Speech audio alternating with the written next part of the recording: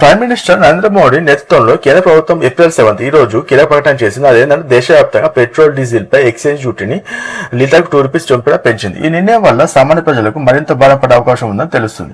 అదే సమయంలో ప్రభుత్వ ఆదాయం కూడా పెరుగుతుందని చాలా మంది నిపుణులు అంటున్నారు. అయితే ప్రస్తుతానికి లీటర్ పెట్రోల్ ఓవరాల్ ఇండియాలో ₹102, ₹103 ఉంటే డిఫరెంట్ స్టేట్ బట్టి.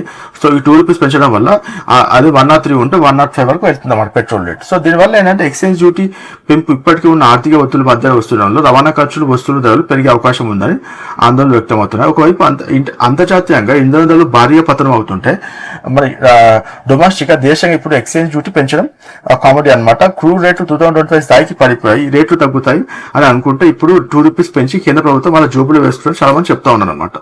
సో మరోవైపు అయితే ఈ నేపథ్యంలో కేంద్ర ప్రభుత్వం పెట్రోల్, డీజిల్, సహజ వాయువుల మద్దతు శాఖపై దీనిపై స్పష్టత ఇచ్చింది. సామాన్యులపై అంటే వినియోగదారులపై భారం పడుతుందని, అయితే కంపెనీలు ఎక్సైజ్ డ్యూటీ పెంపును భరిస్తాయని పేర్కొంది.